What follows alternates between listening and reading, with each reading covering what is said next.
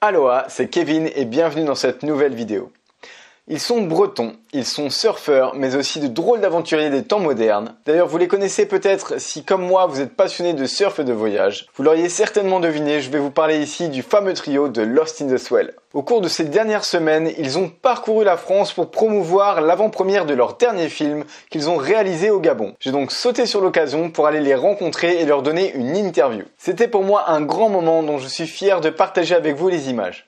Merci les gars d'avoir accepté de faire le déplacement ici à Anglette. Est-ce que vous pouvez vous présenter brièvement? Bon, moi c'est Ewen Le Goff, j'habite à Brest et j'ai 34 ans. Je surfe depuis 20 ans et je fais partie de Lost in the Swell. Yes. Et moi c'est Aurel Jacob et pareil, un an de plus, 35, j'habite à Biarritz. Et voilà, la vie est belle avec Lost in the Swell. Bon, moi et Aurélien on est les surfeurs, il manque le caméraman alias Ronan Gladu. Exact. Donc, qui a également 34 ans, qui habite également à Brest. D'où est partie votre idée de Lost in the Swell? L'idée de base, c'était essayer de voir si on pouvait se couper de tout ce monde moderne pour essayer de survivre, pour surfer sur une île déserte. C'est le périple qu'on a appelé Désillusion.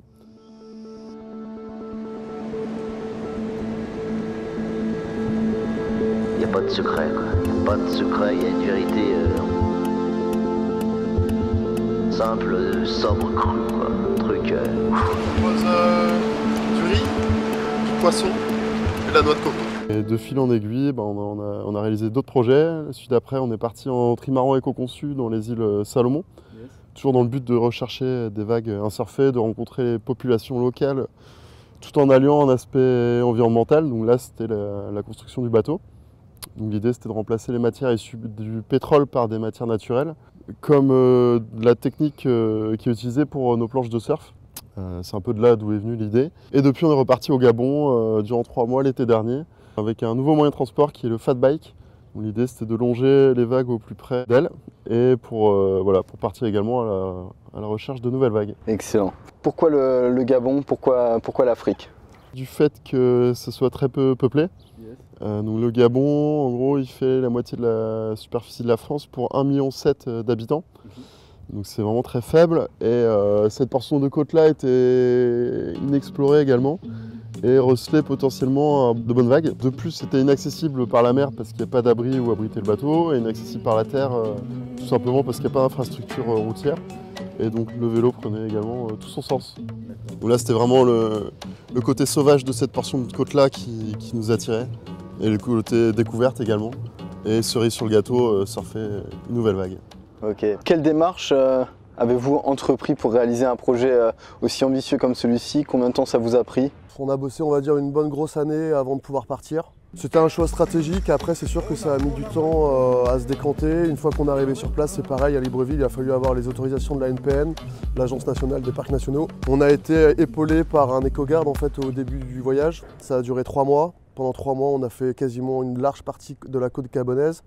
Et c'est vrai qu'une fois qu'on est sorti du parc de Mayumba, en fait, on était livré à nous-mêmes. Ce premier parc nous a appris beaucoup de choses, surtout notre éco-garde Anissé. Pour moi, si tu te fais charger, le mieux c'est de chercher un arbre derrière lequel tu peux te réfugier. Parce que ce qui est sûr, c'est que s'il vient, il ne va pas faire dans la dentelle, il va forcément foncer sur toi. Ouais. Et après, comme je disais, livré à nous-mêmes, on a continué à explorer le Gabon par la côte en allant vers le nord. Et on est rentré un peu plus tôt que prévu en raison des élections qui ont, pour dire simplement les choses, bien chauffé. Okay, but I blocked the internet and the text messages. On vient d'apprendre que Libreville et Port-Gentil sont en feu depuis hier. Port-Gentil, ils ont brûlé la prison, tous les prisonniers sont échappés. C'est le Gabon debout et ça crame plus. Hein. C'était chaud, ouais, carrément. Dans ce dernier film, Paradis perdu, vous avez vraiment repoussé vos limites, on peut dire jusqu'à l'extrême. Est-ce qu'il y a un moment donné où vous avez vraiment flanché, vous êtes vraiment posé des questions sur la finalité du projet ou... Oui, c'est sûr. Moi, après, comme dit Nono, on a préparé le projet pendant 1 an, donc c'était pas comme si on s'était pas investi là-dedans. Donc de ce fait-là, on savait qu'on était sur place pour 3 mois, que ça nous avait demandé déjà énormément d'efforts. On savait aussi où on mettait les pieds.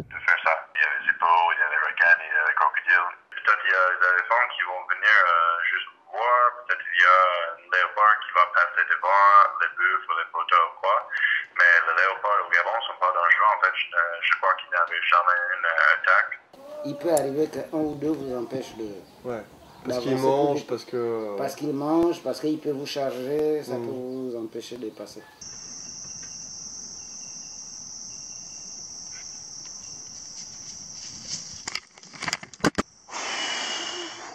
Quand j'ai cru que j'allais mourir, mec. Oh, oh la vache!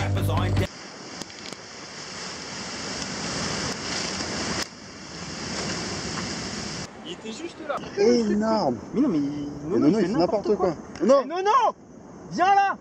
Oui, j'aimerais bien. Bah voilà, je sais pas si on va pouvoir passer. Et ensuite, bah, c'est sûr, hein, au bout de 6-7 heures de vélo, quand t'as faim, t'es fatigué, à un moment donné, il y en a bien un des trois qui lâche. Et donc voilà, c'était jamais tous les trois en même temps, donc ça nous a permis de nous épauler et de faire repartir celui qui flanchait, quoi. Voilà, belle fraternité. Ouais, carrément. On avait 3 mois pour pouvoir prendre le temps de bien faire les choses, et ce qui permettait de prendre notre temps, sachant qu'on était méga chargés et on mettait vraiment du temps à avancer vers le nord, en fait, tout simplement. Ouais. C'est vraiment dur. Non, d'un vélo en bambou. J'ai chaud à la gueule, quoi. Ça me chauffe, ouais. Faut que je fasse une pause. Non, j'ai pété une durite. Quel budget aviez-vous prévu pour un projet comme celui-ci? On avait un budget de 50 000 euros. 50 000 euros. Ouais, donc là-dedans est compris la location des vélos, l'achat des remorques, la modification des remorques, l'achat de tout le matériel nécessaire à l'expédition, hormis les planches de surf vu que c'était un partenariat. Et également les transports. On est parti avec 11 bagages hors format, 270 kg de matériel. Donc on en a eu pour plus de 3 000 euros d'excédent de bagages. Donc plus les billets d'avion, etc., c'est déjà 5 000 euros. Et ensuite sur place, on ne s'attendait pas à ça, mais la vie était relativement chère. Donc on a tendance à dire que le Gabon, c'est la Suisse de l'Afrique. Et c'était pas mal dans les transports, logements, et également dans la traversée des parcs nationaux, parce qu'il fallait qu'on paye l'éco-garde, ce qui est normal, mais également nos entrées dans les parcs, et qui étaient aux alentours des 40-50 euros par personne par jour. Donc on passait 10 jours, 15 jours, voire 2 semaines x 3, voilà, ça chiffrait. Donc au final, ce budget-là a couvert toutes les dépenses, mais pas de ressources humaines, quoi. Donc c'était vraiment, on est parti en bénévolat là-bas. Comment avez-vous procédé pour mener à bien ce projet au niveau du crowdfunding, des dons, au niveau des sponsors? Comment vous y êtes pris? On a du coup plusieurs financeurs, on va dire, donc on a des partenaires privés. Donc par exemple notre partenaire principal c'est Oxbow, la marque Oxbow. On a également Posca, les crayons, on a également les planches de surf Notox, nos lunettes, Costa, ainsi qu'une marque de sac qui s'appelle HPA et qui fait également du matériel de survie. On a également Fish qui est une marque de leurre de pêche. Et en plus de ça, on a réalisé un financement participatif via la plateforme Ecosi. Et donc là-dessus, 460 personnes nous ont suivis et on a réussi à récolter environ 11 000 euros. Et c'est vrai que sur notre budget, c'était pas rien et ça nous a permis de nous acheter du matériel un peu plus performant et surtout de ne pas être dans le rouge financièrement qu'on est rentré, quoi. En fait, Ewan et moi, on est tous les deux des profs de surf. Ewan est prof de skate et moi je suis prof de natation. Et en fait, Ronan, qui est notre caméraman monteur, lui a aussi d'autres projets à côté. Mais Lost in the Swell, à tous les trois, nous prend énormément de temps. Là, on savait qu'on allait sortir la web-série et faire des avant-premières. Les avant-premières, on n'en a jamais fait autant, mais ça a demandé beaucoup de boulot. Ewan a énormément bossé sur le bouquin. Là, on en est arrivé à notre 3e périple. Je pense que c'est un peu le 3e rêve qu'on a réalisé dans notre vie. Et voilà, c'est ça qui prime et c'est ça notre leitmotiv. On réalise ces avant-premières et qu'on voit tous les retours positifs et tout ce qu'on inspire auprès des jeunes et même et des moins jeunes. Voilà, ça nous fait plaisir et c'est vrai qu'on se retrouve là-dedans. Inch'Allah, ça nous amènera à en vivre plus tard ou pas, c'est pas grave. Yes. Quels seraient vos meilleurs conseils pour des surfeurs passionnés qui aimeraient réaliser un projet aussi ambitieux que le vôtre? Le faire avec des bons potes déjà. Ouais. Faire un projet qui te tienne à cœur. Essayer de réfléchir à ce qui est un aspect qui puisse intéresser des partenaires potentiels ou des financeurs potentiels, que ce soit partenaires ou financement participatif. Et après, ne pas attendre d'en vivre forcément. On avait réfléchi par exemple à partir à 4, ça ferait toujours un double binôme, mais c'est vrai que du coup là ça peut faire 2 clans et ça peut vraiment vite partir en sucette. Quand il y en a un qui fait la gueule, bon bah voilà, il est un peu derrière ou il est un peu devant, et puis une fois qu'il est calmé, bah finalement il y a toujours un noyau qui avance. Ça fonctionne vraiment, c'est pas mal. Par exemple, Ronan, on a l'impression qu'il a le rôle facile du fait qu'il faut tout le temps qu'il ait les mains propres pour s'occuper de son appareil photo, pour filmer. C'est lui qui s'occupe de recharger les batteries, qui a vraiment le côté technique. Il a une pression en plus de ce fait-là, parce que si le panneau solaire flanche ou son appareil photo flanche, eh ben, il n'y a plus de film. Et du coup, on part pour notre propre expérience, mais mine de rien, notre financement il est via le film. Donc si on rentre et qu'on n'a pas de film, c'est la merde. Si on compte les années, bah, ça fait presque 8 ans, bon, bientôt 10 ans. Et bah, bien évidemment, on a vieilli, on se connaît bien, on sait qui est capable de faire quoi, quand, comment. Et même le matériel, en fait, on a du matériel beaucoup plus pointu. On s'autogère physiquement et mentalement. On sait quand on est en train de flancher, on sait quand c'est le bon moment pour faire ci ou ça. Et c'est ce qui nous permet aussi de se dégager du temps entre nous pour juste passer du temps ensemble, même si on est dans des conditions un peu extrêmes. Et puis voilà, même pour le surf, ce qui est quand même un peu la base de nos trips, c'est de ne pas faire un peu n'importe quoi, et puis du coup de se mettre complètement dans le rouge, et puis de sortir aucune image, que ce soit pour Ronan ou que ce soit pour nous deux pour le surf. On a une meilleure gestion de nous et de notre groupe en fait, tout simplement quoi. Juste parce qu'on a vieilli, qu'on a fait plein d'erreurs et que ces erreurs-là nous ont permis d'apprendre et d'en retirer les bonnes conclusions. Et voilà, ça a été très positif, toutes les expériences d'avant pour arriver à faire ce qu'on a fait de plus extrême jusqu'à maintenant, c'est le Gabon. Et en plus bien le faire, puisqu'on n'est jamais tombé malade, malgré toute la flotte qu'on a bu. On n'a rien cassé, ni sur nous, ni en termes de matériel. Et puis en fait, on est rentré en entier avec des images. Contrairement au Salomon, on en avait perdu des images du film.